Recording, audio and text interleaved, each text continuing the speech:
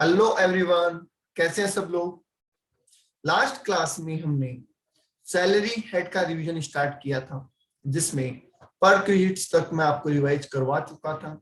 अब कुछ retirement benefits और हैं जो हमें रिवाइज करने हैं, ठीक है। साथ ही साथ कुछ डिडक्शंस भी हैं सैलरी चैप्टर में, वो भी हमें रिवाइज करनी है, ठीक है। पर शुरू करने से पहले मैं एक बार फिर कह दूं, ये वीडियो उन्हीं के लिए फायदेमंद है जिन्होंने एक बार टैक्स को पढ़ा हुआ। मतलब अगर आप फर्स्ट टाइम पढ़ रहे हैं टैक्स को, तो ये वीडियो में भी आपके लिए उतना फायदेमंद ना हो जितना उनके लिए है जिन्होंने ऑलरेडी पढ़ रखा है, क्योंकि ये एक क्विक रिवीजन है जिससे कि आपके सारे प्रोविजन आपके माइंड में रिकॉल हो जाए, राइट। ओके, तो चलिए शुरू करते हैं।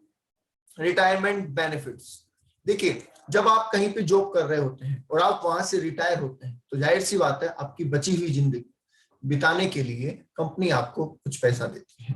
ये पैसा ड्यू टू लीगल रिक्वायरमेंट हो सकता है, ड्यू टू कंपनी पॉलिसी हो सकता है, या वॉलंटरी भी हो सकता है, राइट। तो इसमें अलग अलग पॉइंट में अलग अलग चीजें कही गई है, कुछ वॉलंटरी है, कुछ कंपल्सरी है, और कुछ अकॉर्डिंग टू डिफरेंट लॉ है, राइट।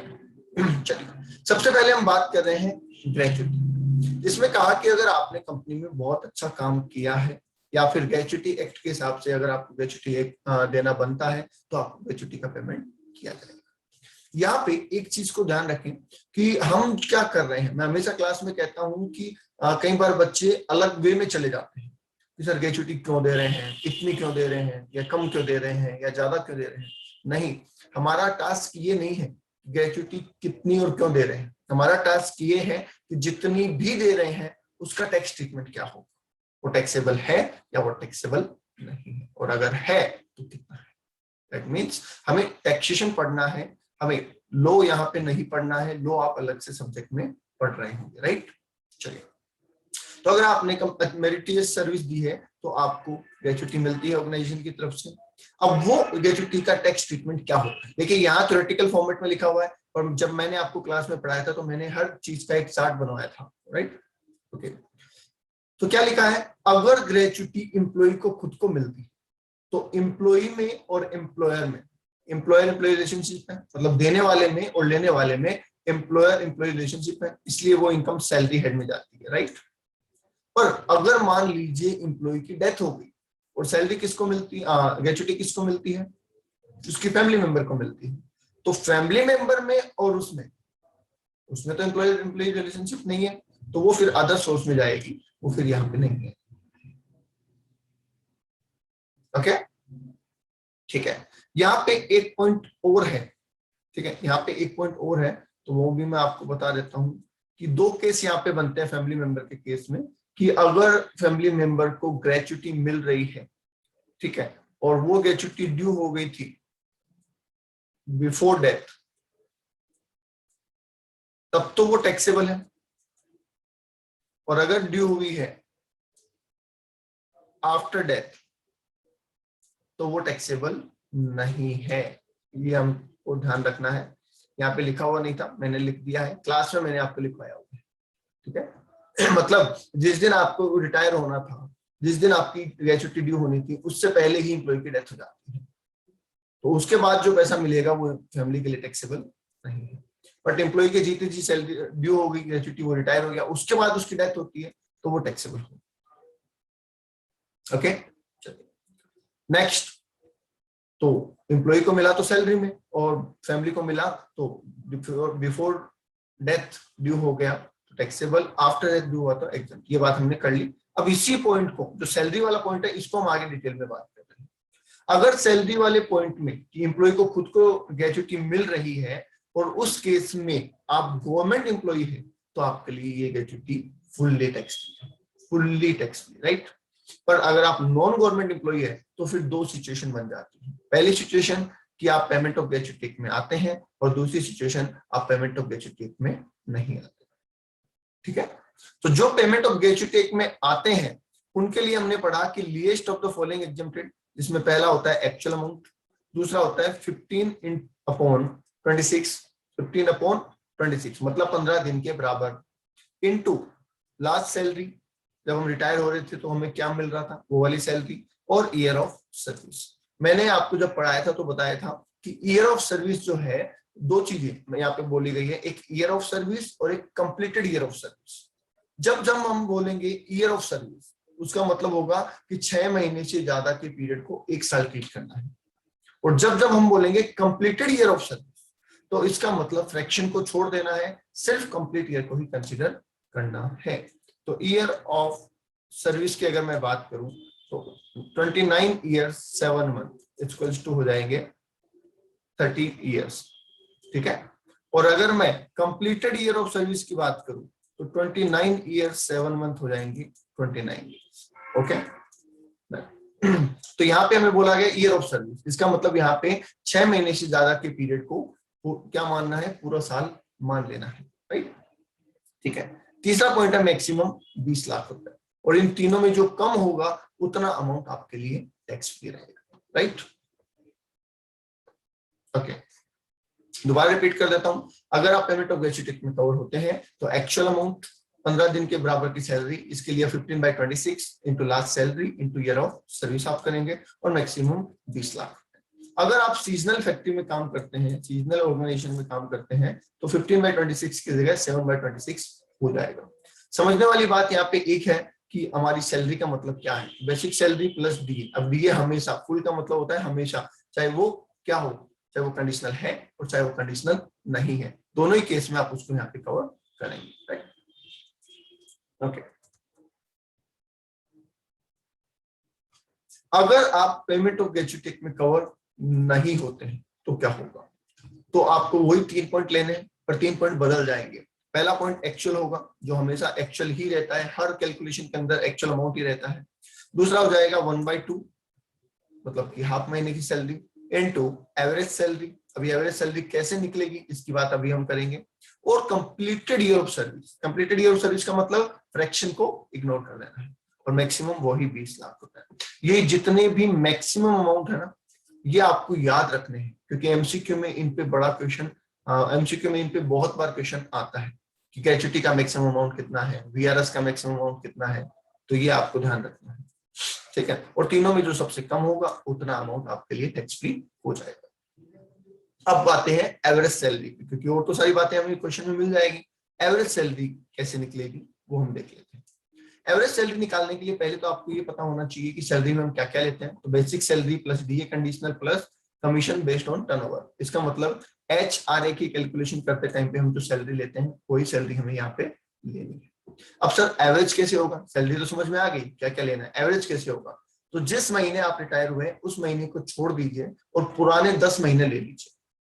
जिस महीने आप रिटायर हुए हैं उस महीने को छोड़ दीजिए और लास्ट के 10 महीने ले लीजिए। उनमें basic plus DA plus commission जो भी मिला है उसका टोटल कीजिए और डिवाइड बाय 10 कर दीजिए, तो आपके पास एवरेज सैलरी आ जाएगी, राइट। कुछ बच्चे यहाँ पे ये बोल देते हैं, मतलब जो होता है ना कि थोड़ा सा हाइपर हो जाते हैं, मतलब सोचे समझे बिना वो रिएक्ट करते हैं। वो कहते हैं सर 10 महीने की सैलरी लेनी है अगर पुरानी और डिवाइड बाय 10 करना है तो 1 महीने की ले लो, बात तो बराबर ही नहीं।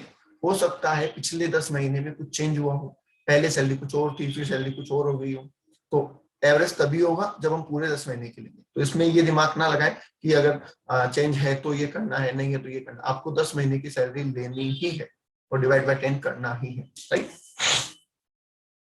ओके।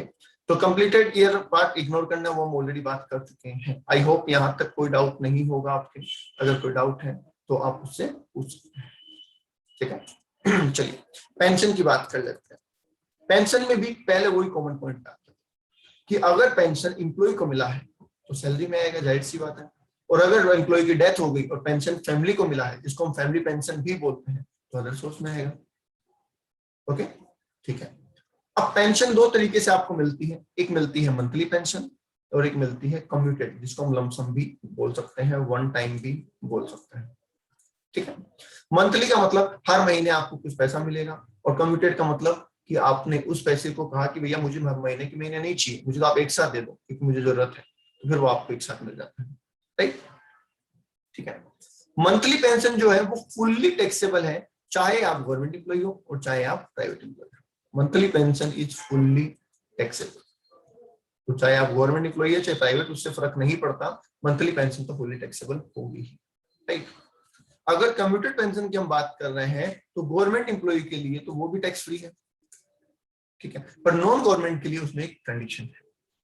नॉन गवर्नमेंट के एम्प्लॉय के लिए वो कंप्लीटली टैक्स फ्री नहीं है, कुछ हद तक टैक्स फ्री है। और कितनी टैक्स फ्री है वो देखो, अगर आपको ग्रेच्युटी मिल रही है, अगर आपको ग्रेच्युटी मिल रही है तो 1/3 ऑफ टोटल पेंशन एग्जम्प्ट है, और ग्रेच्युटी नहीं मिल रही है तो half of total pension exempt है, ठीक है। ग्रेच्युटी मिल रही है तो 1/3 और नहीं मिल रही है तो half of the pension is exempt, right. अब यहाँ पे एक गलती कर दी जाती है बच्चों से, तो वो सुन लीजिए एक बार, मैं आपको उसको थोड़ा क्लियर कर देता हूँ डिटेल में। देखिए ये 1/3 किसका, ये हाफ किसका। जनरली आप कम्यूटेड वैल्यू लिखते हैं यहाँ पे और उसका 1/3 या 1/2 कर देंगे तो वो गलत हो जाएगा। आपको बोला गया कि एक एम्प्लॉय को 6,000 रुपए पर मंथ की पेंशन मिल रही थी, ध्यान से सुन लेना, ठीक है। उसने इस 6,000 में से 60% को कम्यूट करवा लिया और 40% को मंथली चलने दे रहा है। वो कहता है कि मुझे पैसे की जरूरत है तो 40% तो अभी भी मंथली चलने दो और 60% के बदले में मुझे कुछ पैसा दे दो, ठीक है। ओके, तो मान लीजिए इसको उसके बदले में 2,40,000 मिल गए। अब आप कहेंगे कि सर कम्यूटेड कितना मिला, 240 मिलेगा, बिल्कुल ठीक है। अब इसमें से टैक्स फ्री कितना है, तो आप कहेंगे 240 का 1/3 या 240 का हाफ, तो ये गलत हो जाएगा। हमें बोला है 1/3 ऑफ टोटल पेंशन, ठीक है। टोटल पेंशन या ऐसे लिख लो टोटल कम्यूटेड वैल्यू, ऐसे लिख लो। तो इसका मतलब ये जो 2,40,000 है ये तो 60% कम्यूटेड है ना। अगर 100% कम्यूट करवाते तो कितना होता, वो होगा हमारा टोटल कम्यूटेड वैल्यू, राइट। और उसका 1/3 या 1.5। तो पहले जो ये अमाउंट है इसको 100% में कन्वर्ट करें और उसके बाद 1/3 या हाफ करें, अदरवाइज आप गलती कर बैठे। ओके, चलिए आगे देख लेते हैं। नेक्स्ट पॉइंट आ रहा है लीव इनकेसमेंट, जिसको हम अर्न लीव सैलरी भी बोलते हैं, ELS।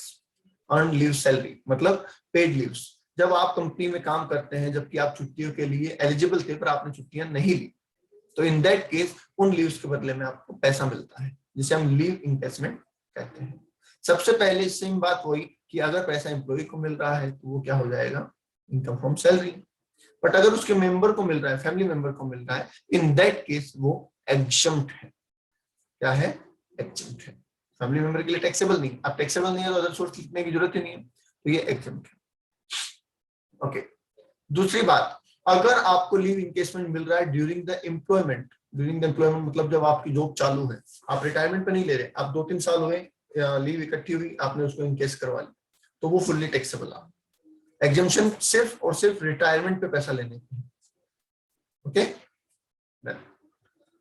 कितनी एग्जम्पशन है, अगर आप रिटायरमेंट पे लीव इनकेस करवा रहे हैं और आप गवर्नमेंट एम्प्लॉय हैं तो आपको कोई टैक्स देने की जरूरत नहीं है, टोटली टैक्स फ्री है, ठीक है। और अगर आप नॉन गवर्नमेंट एम्प्लॉय हैं, गवर्नमेंट नहीं आप नॉन गवर्नमेंट एम्प्लॉय हैं, तो आपको कुछ हद तक टैक्स फ्री किया गया है और कुछ हद तक टैक्सेबल किया गया है। कितना टैक्स फ्री और कितना टैक्सेबल, ये सुनिए। एक्चुअल अमाउंट रिसीव, ये हमारा पहला पॉइंट रहेगा। 10 month average salary, 10 month average salary का मतलब पहले एवरेज सैलरी निकालिए, उसको 10 से मल्टीप्लाई कर दीजिए, राइट। अब एवरेज सैलरी कैसे निकलेगी फिर से हम बात करेंगे इसके आगे। नेक्स्ट बोला गया है salary for unused leave calculated on the basis of maximum 30 days of leave for income tax, मतलब एवरेज सैलरी मल्टीप्लाई बाय। देखो ये तो सेंटेंस है जो डिफाइन कर रहा है कि हमें क्या निकालना है, और उसका फॉर्मूला ये है average salary multiply by unused leave, ठीक है। तो हमें एक तो एवरेज सैलरी समझना है और एक अनयूज्ड लीव को समझना है, ठीक है।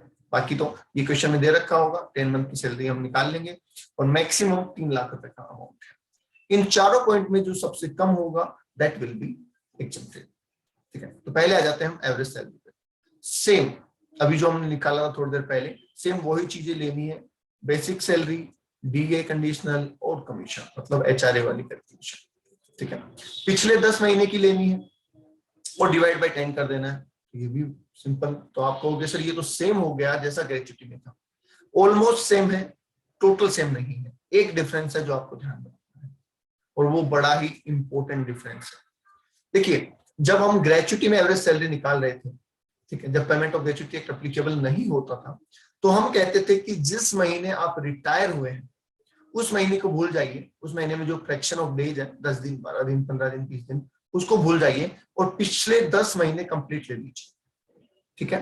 पर यहाँ पे ऐसा बोला गया है कि जिस महीने आप रिटायर हुए हैं उसमें जितने दिन आपने काम किया वो भी कंसिडर करो, और उससे पहले के फिर 9 महीने फिर बचे हुए डेज, मतलब डे टू डे, आज आप रिटायर हुए तो आज के डेट से इंक्लूड करते हुए पिछले 10 महीने लेने आपको, समझ पा रहे हैं? यस। तो क्या मैं एग्जांपल से समझा, इसमें पहले मैं लिख देता हूं कि 10 महीने कैलकुलेट करनी है डे टू डे, ठीक है। एग्जांपल के तौर पे मान लीजिए एक बंदा रिटायर हुआ 15 दिसंबर 2020, तभी तो इस प्रीवियस ईयर में आएगा। अब अगर मैं ग्रेचुटी की बात कर रहा हूं तो मैं क्या कहूंगा, दिसंबर तो भूल जाओ, पिछले 10 महीने ग्रेचुटी के लिए 10 महीने निकालते हैं तो हम कहेंगे दिसंबर तो भूल जाओ, पीछे से आ जाओ आप, तो नवंबर ले लो, अक्टूबर ले लो, सितंबर ले लो, अगस्त ले लो, जुलाई ले लो, जून ले लो, मई ले लो, अप्रैल ले लो, मार्च ले लो, ठीक है, फेब ले लो, तो आप कहेंगे भैया फेब से लेके नवंबर, लो जी हो गए 10 महीने टोटल। पर जब आप बात कर रहे होंगे लीव इनकेसमेंट की, ठीक है, तो आप कहेंगे कि 15 दिसंबर तक 10 महीने लेने हैं, तो आप रिवर्स चलेंगे, ठीक है, और फेब पूरा ना लेके फेब कितना लेंगे, 13 फेब से, ठीक है, क्योंकि फेब में 28 दिन होते हैं, 15 दिन आप नवंबर के ले चुके हैं ऑलरेडी, तो 13 दिन वहां से आपको ले लेने हैं, तो 13 फेब से स्टार्ट करके 15 दिसंबर पहुंचना है, ओके, तो 15 दिन फेब के हो जाएंगे और ये यहाँ हो जाएंगे, ओके। तो इस तरीके से आपको चलना है, ये कैलकुलेशन डे टू डे हो जाएगी और वो कैलकुलेशन मंथ टू मंथ। आगे देख लेते हैं रिट्रेंचमेंट कॉम्पनसेशन। देखिए रिट्रेंचमेंट एंड वीआरएस पहले मैं समझा देता हूँ क्या होता है। रिट्रेंचमेंट का मतलब मंदी का दौर है, कंपनी एम्प्लॉय को अफोर्ड नहीं कर पा रही है, या किसी भी रीजन से कंपनी एम्प्लॉय को अफोर्ड नहीं कर पा रही है, तो कंपनी के पास दो ऑप्शन होते हैं। पहला ऑप्शन कंपनी छांट ले, छंटनी जिसको बोलते हैं, जो जो एम्प्लॉय उनके काम के हैं या जो भी एम्प्लॉय अच्छा परफॉर्म कर रहे हैं उनको वो रिटेन कर ले, और जो अच्छा परफॉर्म नहीं कर रहे हैं उनको वो निकाल दे, ठीक है। पहला ऑप्शन तो ये हो सकता है। दूसरा ऑप्शन आपने कहा कि सब हमारे लिए तो सारे एम्प्लॉय इंपॉर्टेंट है, कोई भी ऐसा नहीं है, जैसे गवर्नमेंट डिपार्टमेंट में होता है, वो कहते हैं हमारे तो सारे एम्प्लॉय अच्छे हैं, तो इन दैट केस वो रिट्रेंचमेंट नहीं करते, वो छटनी नहीं करते, वो क्या करते हैं वीआरएस ऑफर करते हैं कि जो भी अपनी मर्जी से छोड़ के जाना चाहे वो जा सकता है, हम उसको कॉम्पनसेशन देने को तैयार है, राइट। तो दोनों ही केस में आपको कॉम्पनसेशन मिलेगा, पर एक में आपको निकाला जा रहा है और एक में आप खुद अपनी इच्छा से कंपनी छोड़ रहे हैं, ठीक है। तो जब निकाला जाता है तो उसे कहते हैं रिट्रेंचमेंट, क्योंकि छटनी होती है और उसके बदले में कॉम्पनसेशन मिलता है। जो ये कॉम्पनसेशन हमें मिलता है इसकी कैलकुलेशन क्या होगी, इसकी टैक्सेबिलिटी क्या रहेगी। तो इसमें क्या बोला गया कि जितना अमाउंट आपको मिला है वो 15 into average salary per day into completed, ये कंप्लीटेड काट दो यहाँ पे, ठीक है, ईयर ऑफ सर्विस, मतलब 6 महीने से ज्यादा के ईयर को फुल ईयर माना जाएगा, 6 महीने से ज्यादा के पीरियड को फुल ईयर माना जाएगा, राइट, ठीक है, और मैक्सिमम 5 लाख। तो एक्चुअल अमाउंट दे रखा होगा 5 लाख, आपको याद करना है, ठीक है। 15 इंटू ईयर ऑफ सर्विस का मतलब हमें पता है, तो इसका मतलब इस केस में हमें सिर्फ एक बात समझनी है और वो है एवरेज सैलरी पर डे कैसे निकलेगी। तीनों पॉइंट में जो कम होगा उतना अमाउंट आपके लिए टैक्स फ्री होगा। तो एवरेज सैलरी पर डे कैसे निकलेगी ये जान लेते हैं। इसके लिए आपको बेसिक सैलरी, जितने भी कैश बेनिफिट आपको मिले हैं, जितने भी टैक्सेबल अलाउंसेस, मतलब फुल्ली टैक्सेबल है वो फुल ले लो, पार्सली टैक्सेबल है उनका टैक्सेबल हिस्सा ले लो, और प्रतिशत, ये सारी चीजें आपको ले लेनी है, ठीक है। और कितने टाइम की लेनी है, पिछले 3 महीने की लेनी है। 3 महीने की सैलरी अपॉन 3 महीने के दिन, तो एक दिन की सैलरी आ जाएगी और उसको यहाँ पे पुट कर देना है एवरेज सैलरी पर डे, ठीक है। अगर आप वेजेस की बात कर रहे हैं, मतलब एम्प्लॉय नहीं है वर्कर है और वेजेस मिल रही है, तो पिछले 12 दिन में उसको जो वेजेस मिली वो अपॉन 12, तो एक दिन का वेजेस आ जाएगा, ठीक है। ओके, अब एक खास बात है, ये जो कैलकुलेशन हो रही है ना कि 15 into average salary per day into year of service, ये कैलकुलेशन होती है according to industrial dispute act, ये स्पेशली ध्यान रखना, ये कैलकुलेशन होती है according to industrial dispute act. आप बोलोगे सर इतना ध्यान से रखने की क्यों बोल रहे हैं आप, ऐसा क्या है इसमें, तो सुनिए, अगर आपको एग्जाम में बोल देता है कि as per industrial dispute act amount is 4 lakh, तो इसका मतलब उन्होंने आपको ये सेकंड पॉइंट कैलकुलेट करके दे दिया है, समझ गए? अगर आप बोल देना कि amount as per industrial dispute act, तो इसका मतलब आप ये समझ जाना कि उन्होंने ये सेकेंड पॉइंट पूरा कैलकुलेट करके आपको दे दिया है। आपको 15 into average salary per day into year of service करने की कोई जरूरत नहीं है। ऐसा क्वेश्चन आया हुआ है सीएमए इंटर के एग्जाम, ठीक है? क्योंकि ऐसा अमाउंट दे दिया, आप ढूंढ रहे हैं सैलरी कहाँ है, कितने साल काम किया, वो चीजें ढूंढने की जरूरत ही नहीं पड़ेगी। अगर ये अमाउंट दे दिया है, इट मींस इस बी पॉइंट आपको कैलकुलेट करके ही ऑलरेडी दे दिया। ओके, चलिए नेक्स्ट आ जाते हैं वीआरएस, वॉलंटरी रिटायरमेंट स्कीम या कॉम्पनसेशन। वीआरएस का मतलब तो होता है वॉलंटरी रिटायरमेंट स्कीम, और जब पैसा मिलता है तो हम उसको बोल देते हैं वॉलंटरी रिटायरमेंट कॉम्पनसेशन, राइट? ठीक है, देखिए क्या बोल रहे हैं इसमें कि गोल्डन हैंडशेक स्कीम है ये, इसमें एम्प्लॉय से हाथ मिला के काम किया जाता है। मतलब कि उनको ये नहीं कह रहे कि साहब हम निकाल रहे हैं, उनको कहा गया है कि अभी हमारी कंपनी में ऐसी कैपेबिलिटी नहीं है कि इतने लोगों को अफोर्ड कर सकें, तो जो भी छोड़ के जाना चाहे अपनी इच्छा से वो जा सकता है। जनरली ये चीजें कहाँ होती है? सेंट्रल गवर्नमेंट, स्टेट गवर्नमेंट में, गवर्नमेंट एस्टेब्लिशमेंट्स में, लोकल अथॉरिटीज में, ठीक है, कोऑपरेटिव सोसाइटी में, बड़ी कंपनियों में, इन सब जगह पे ये चीजें होती है, ठीक है? अब ऐसा नहीं है कि आपने 10 दिन पहले जॉब ज्वाइन की और ऑफर मिलते हैं, आपने कहा मैं जा रहा हूँ मुझे कॉम्पनसेशन दे दो, नहीं, आपको वो नहीं मिलेगा। उसकी कुछ कंडीशंस होती है, ठीक है? कंडीशन होती है कि आपने 40 साल की एज कर ली हो या आपने 10 साल की सर्विस कर ली हो, तो ऐसी कुछ कंडीशन उनकी होती है। साथ ही साथ इस स्कीम का ऑब्जेक्टिव क्या है? नंबर ऑफ एम्प्लॉय को कम करना। तो ऐसा नहीं है कि आपको निकाल देंगे और आपकी जगह किसी और को ले लेंगे। अगर किसी और को लेना होता तो आपको क्यों निकाल, तो उन वैकेंसी को फिल नहीं किया जाता है, राइट? ठीक है, डायरेक्टर पे ये स्कीम अप्लीकेबल नहीं होती है और वैकेंसी को फिल नहीं किया, ये सारी बातें हमने कर ली है।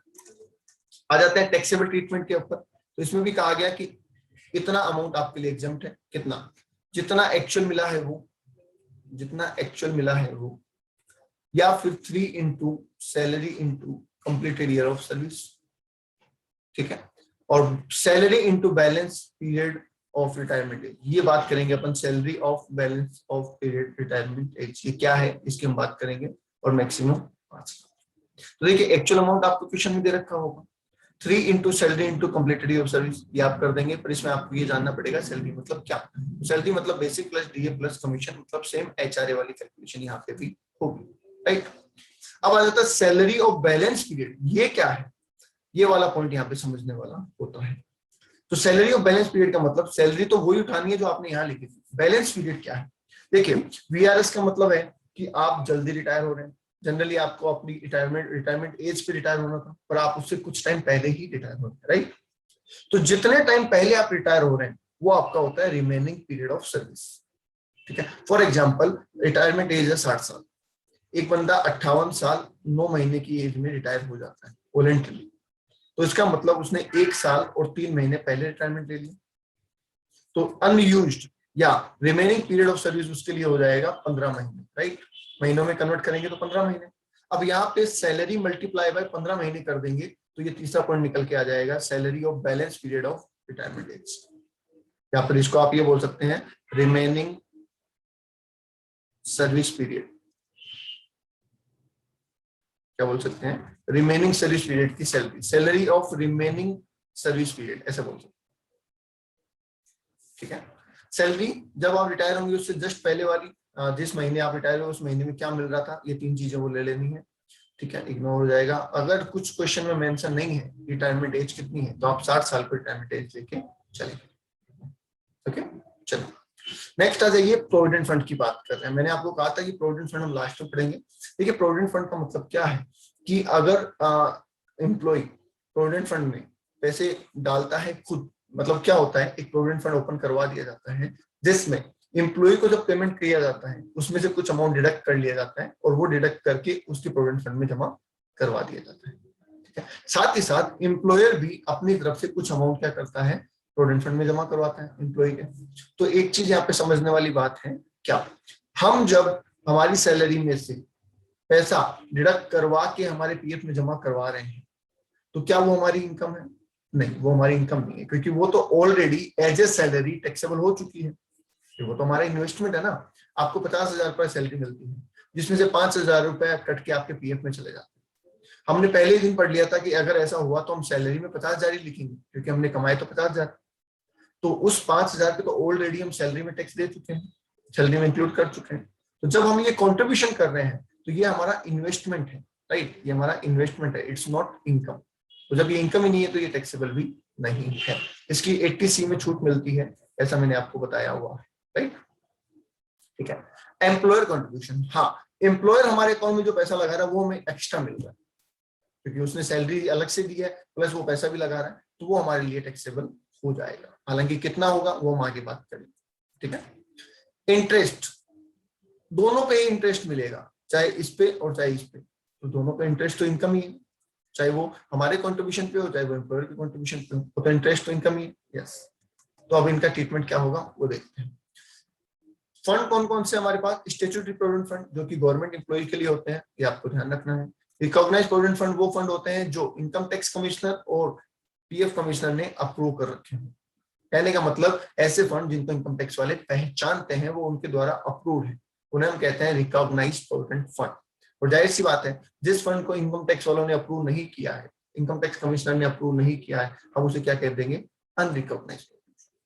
तो सेम अप्रूव्ड और अनअप्रूव्ड वाली बात है, अप्रूव्ड है तो रिकॉग्नाइज और अनअप्रूव्ड है तो अनरिकॉग्नाइज्ड। ठीक है, नेक्स्ट वन इज पीपीएफ, जो आप अच्छे से जानते हैं, पब्लिक प्रोविडेंट फंड, एक जनरल पब्लिक के लिए फंड है, कोई भी इसमें पैसा कंट्रीब्यूट कर सकता है। ये जरूरी नहीं है कि आप एम्प्लॉयमेंट में हो, आप अगर बिजनेस भी कर रहे हैं तो भी आप पीपीएफ में पैसा डाल सकते हैं। ठीक है, तो एम्प्लॉयड और सेल्फ एम्प्लॉयड दोनों के लिए एप्लीकेबल है। आगे बात कर लेते हैं टैक्सेबिलिटी की। देखो चारों फंड मैंने लिख के दिए हैं आपको। एक सुपर एन्यूशन फंड और होता है, उसका ट्रीटमेंट हम ऑलरेडी पढ़ चुके हैं कि 1,50,000 तक तो वो एम्प्लॉयर का कंट्रीब्यूशन टैक्स फ्री है, और उससे ऊपर जो अगर कंट्रीब्यूशन करते हैं तो वो टैक्सेबल। यहाँ पे बात करें सबसे पहले हमारे कंट्रीब्यूशन की, कि हमने फंड में पैसा लगाया, तो ये तो 80C में छूट मिल जाएगी। ठीक है, पर यहाँ नहीं मिलेगी, क्यों, क्योंकि ये तो अनअप्रूव्ड है, तो अनअप्रूव्ड फंड में पैसा लगाओगे तो 80C में डिडक्शन नहीं होगा, राइट। फिर आते हैं बोस के पैसे की बात। तो बोस का पैसा हमारे लिए इनकम है, नो डाउट, पर क्योंकि ये तो गवर्नमेंट एम्प्लॉय के लिए है, गवर्नमेंट एम्प्लॉय के लिए तो इनको क्या किया गया है, टैक्स फ्री किया गया है। प्राइवेट एम्प्लॉय वाले फंड के लिए कहा गया कि आपको पैसे पे टैक्स तो देना है, और 12% ऑफ सैलरी के बराबर वो भी आपके लिए टैक्सेबल है। मतलब पीएफ में, आरपीएफ में जितना पैसा एम्प्लॉयर लगाएगा उसमें आपकी 12% ऑफ सैलरी के बराबर पैसा तो टैक्स फ्री है, और बैलेंस अमाउंट टैक्सेबल है। ठीक है, यहाँ पे सैलरी का मतलब basic plus DA plus commission होगा, जो हम एचआरए में पढ़ते हैं, सेम। ठीक है, ओके। यूआरपीएफ का ट्रीटमेंट हम ईयरली करेंगे नहीं, इन सब का ट्रीटमेंट तो हम ईयरली कर रहे हैं, यूआरपीएफ का ट्रीटमेंट हम ईयरली करते ही नहीं है, क्योंकि वो तो अनअप्रूव्ड है, हमें तो पता ही नहीं उसका क्या होगा। तो जब इसकी मैच्योरिटी मिलेगी तब सारी बातें होंगी। तो टैक्सेबल व्हेन रिसीव्ड। पीपीएफ में एम्प्लॉयर कंट्रीब्यूशन नहीं करता है, और अगर किया तो एग्जम्प्ट होगा, जनरली करता ही नहीं है पीपीएफ में एम्प्लॉयर कंट्रीब्यूशन। ठीक है, नेक्स्ट वन इंटरेस्ट। अब इंटरेस्ट दोनों आ गए, आपका भी और एम्प्लॉयर का। गवर्नमेंट एम्प्लॉय के लिए तो टैक्स फ्री है, ठीक है, आपके लिए 9.5% तक टैक्स फ्री है। ध्यान रहे, इंटरेस्ट का 9.5% नहीं, जितना इंटरेस्ट मिला उसमें से 9.5% टैक्स फ्री है, और बैलेंस टैक्सेबल है। फॉर एग्जांपल, अगर आपको 12% इंटरेस्ट मिल रहा है तो 9.5% टैक्स फ्री है, 2.5% टैक्सेबल है। ठीक है, ओके, मैंने इसका क्लास में आपको प्रैक्टिकल करवाया हुआ है। यूआरपीएफ की टैक्सेबिलिटी कब होगी, जब पैसा मिलेगा, और पीपीएफ से मिलने वाला इंटरेस्ट भी एग्जम्प्ट होता है। तो इसका मतलब हमने जो पैसा लगाया था वो, बॉस ने जो पैसा लगाया वो, और दोनों पे जो इंटरेस्ट मिल रहा है वो, इन सब की कैलकुलेशन हमने पढ़ ली है। ध्यान देने वाली बात एक यहाँ है इसमें, ठीक है, और एक यहाँ पे और एक यहाँ पे, ये दो चीजें आपको स्पेशली इसमें याद रखनी है। मैच्योरिटी की और बात कर लेते हैं। देखो मैच्योरिटी, जब गवर्नमेंट एम्प्लॉय से हमने ईयरली कोई टैक्स लिया ही नहीं, तो क्या मैच्योरिटी पे टैक्स लेंगे, नहीं। तो लॉजिक पकड़ो, गवर्नमेंट एम्प्लॉय से जब हमने सालाना टैक्स नहीं लिया तो बुढ़ापे में टैक्स कैसे लेंगे, नहीं लेंगे। प्राइवेट एम्प्लॉय की बात कर लेते हैं। प्राइवेट एम्प्लॉय से हमने हर साल टैक्स ले लिया, 12% से ऊपर जो भी कंट्रीब्यूशन हो रहा था हमने टैक्स ले लिया, तो क्या बुढ़ापे में दोबारा टैक्स लेंगे, नहीं, ये तो डबल टैक्सेशन हो जाएगा, तो इसलिए इस पर भी कोई टैक्स नहीं। यूआरपीएफ में हमने अभी तक कोई टैक्स नहीं लिया था, तो अब यूआरपीएफ पे तो टैक्स बनता है। हमने कहा था ना जब मिलेगा तब बात करेंगे, तो मिल तो अब रहा है, तो इसलिए हम इसकी बात कर लेते हैं। जब ये हमें मिलेगा तो हम इसके 4 पार्ट करेंगे, जो जिन 4 पार्ट से मिलकर ये बना है। मैच्योरिटी क्या होती है, हमने जो पैसा लगाया, बॉस ने जो पैसा लगाया, हमारे पैसे पे जो इंटरेस्ट मिला, बॉस के पैसे पे जो इंटरेस्ट मिला, इन चारों का टोटल होके जो मिलेगा वही तो मैच्योरिटी है। तो सोचो, हमारा पैसा हमें वापस मिला, तो हमने इन्वेस्ट किया और हमें वो पैसा वापस मिल गया, तो वो तो इनकम ही नहीं है, नॉट एन इनकम, ये तो इनकम है ही नहीं ना। एग्जम्प्ट भी काट दो, ये तो इनकम ही नहीं है। हमने पैसा लगाया, वही पैसा हमें वापस मिला, वो इनकम नहीं है। उस पैसे पे जो इंटरेस्ट मिलेगा वो इनकम है। तो हमारे पैसे पे जो इंटरेस्ट मिला वो इनकम है और वो अदर सोर्स में जाएगा, क्योंकि हमारे कंट्रीब्यूशन से बॉस का कोई लेना देना नहीं है। बॉस ने जो कंट्रीब्यूशन किया वो इनकम फ्रॉम सैलरी में आ जाएगी, और बॉस के पैसे पे जो इंटरेस्ट मिला वो भी इनकम फ्रॉम सैलरी में आ जाएगा, क्योंकि बॉस से जो कुछ भी मिलता है वेदर डायरेक्टली और इनडायरेक्टली दोनों ही इनकम फ्रॉम सैलरी में कवर होगा, राइट। सुपर एन्युएशन फंड दोबारा यहाँ पे बता दिया है, अगर हमने पैसा लगाया है तो वो तो 80C में डिडक्टेबल है हमारे लिए, और बॉस ने पैसा लगाया है तो 1,50,000 तक टैक्स फ्री है, बैलेंस इज टैक्सेबल, ठीक है। और इंटरेस्ट जो इससे मिलेगा वो भी फुल्ली एग्जम्प्ट है। बता दीजिए एक बार, यहाँ तक कोई डाउट है? नहीं है कोई डाउट? ओके, यहां तक अगर आप पढ़ लेते हैं तो आप ग्रोस टोटल सैलरी निकालने के लिए कैपेबल हो जाएंगे। और जैसे ही ग्रोस टोटल सैलरी निकलेगी तो टैक्सेबल सैलरी निकालने के लिए आपको 3 डिडक्शंस और लेस करनी है, दैट्स इट। पहली डिडक्शन की बात कर लेते हैं जो है स्टैंडर्ड डिडक्शन। ये सेक्शन 16(1)(a) में कवर होती है। सेक्शन 16(1)(a) में कवर होती है स्टैंडर्ड डिडक्शन। जितनी आपकी सैलरी है वो या फिर 50,000 रुपए, दोनों में जो कम हो उतने की आपको डिडक्शन मिल जाती है। पहले ये 40,000 हुआ करती थी, फिर इसको 50,000 कर दिया है। मान लीजिए किसी की सैलरी 50,000 है ही नहीं, तो फिर उसको तो उतनी ही डिडक्शन मिलेगी जितनी सैलरी है, क्योंकि डिडक्शन कभी भी नेगेटिव नहीं होती है। तो इसलिए ऐसा बोलना पड़ा कि 50,000 या सैलरी जो भी कम, ठीक है। ओके, दूसरी डिडक्शन है सेक्शन 16(2) के अंदर, ठीक है, जो बोला गया है इंटरटेनमेंट अलाउंस के लिए। हमने पहले पढ़ा था कि इंटरटेनमेंट अलाउंस फुल्ली टैक्सेबल है। इसका मतलब अगर आपको इंटरटेनमेंट अलाउंस मिल रहा है तो एक बार के लिए तो आपको उसको फुल्ली टैक्सेबल करना ही है। उसके बाद आप डिडक्शन देंगे, और डिडक्शन सिर्फ और सिर्फ किसको मिलती है? गवर्नमेंट एम्प्लॉय को मिलती है, राइट। तो नॉन गवर्नमेंट है तो कोई डिडक्शन नहीं है, ठीक है, पर गवर्नमेंट एम्प्लॉय है तो उसको डिडक्शन मिलेगी। कितनी मिलेगी? एक्चुअल अमाउंट रिसीव, जितना इंटरटेनमेंट अलाउंस मिला है वो 20% ऑफ बेसिक सैलरी, और मैक्सिमम 5,000 रुपए। तीनों में जो भी कम होगा उतने रुपए की डिडक्शन गवर्नमेंट एम्प्लॉय क्लेम कर सकता है सेक्शन 16(2) के अंदर, राइट। ओके, लास्ट आ जाइए सेक्शन 16(3). ये है सेक्शन 16(3) जो बात कर रहा है एम्प्लॉयमेंट टैक्स, या फिर इसको हम प्रोफेशनल टैक्स भी बोलते हैं, ठीक है। तो अगर एम्प्लॉयमेंट टैक्स या प्रोफेशनल टैक्स आपने पे किया है तो उसकी डिडक्शन आप ले सकते हैं 16(3) के अंदर, ठीक है। यहाँ पे 2 पॉइंट क्यों बनाए गए वो भी मैं समझा देता हूँ। देखिए, अगर आपने एम्प्लॉयमेंट टैक्स दिया है तो आप 100% डिडक्शन ले लीजिए, कोई दिक्कत ही नहीं है। बट अगर एम्प्लॉयर ने आपके बिहाफ पे एम्प्लॉयमेंट टैक्स दिया है तो इन दैट केस दो चीज, ये ट्रांजेक्शन 2 जगह कवर हो जाएगा। पहला परक्विजिट के अंदर, क्योंकि परक्विजिट में हमने पढ़ा था कि ऐसा कोई अमाउंट जो हमें पे करना है पर हमारा एम्प्लॉयर पे कर देता है, हमारा एम्प्लॉयर पे कर देता है, तो वो हमारे लिए क्या हो जाता है? हमारे लिए बेनिफिट हो जाता है, और वो एज ए परक्विजिट हमारी इनकम में जुड़ जाता है।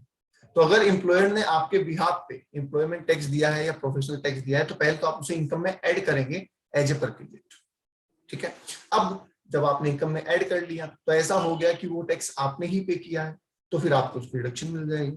तो इसका मतलब जब आप एम्प्लॉयर पे करेगा आपके बिहाफ पे, तो फर्स्ट एडेड इन सैलरी, सबसे पहले आप सैलरी में ऐड करोगे एज ए परक्विजिट, और बाद में उसके 100% डिडक्शन की क्लेम कर लोगे। मतलब 2 ट्रीटमेंट आपको करने हैं। आई होप सैलरी का चैप्टर आपका रिवाइज हो गया होगा, ठीक है। कोई डाउट इसमें रहता है तो आप मुझसे पूछ सकते हैं। मैं अपना नंबर यहाँ पे लिख देता हूँ, वैसे आपके पास मेरा नंबर होगा।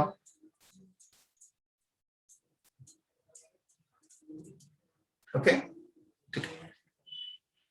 तो ये चैप्टर यही कंप्लीट होता है। कल हम स्टार्ट करेंगे income from house property, right. आज के लिए इतना ही। Thank you, all the best.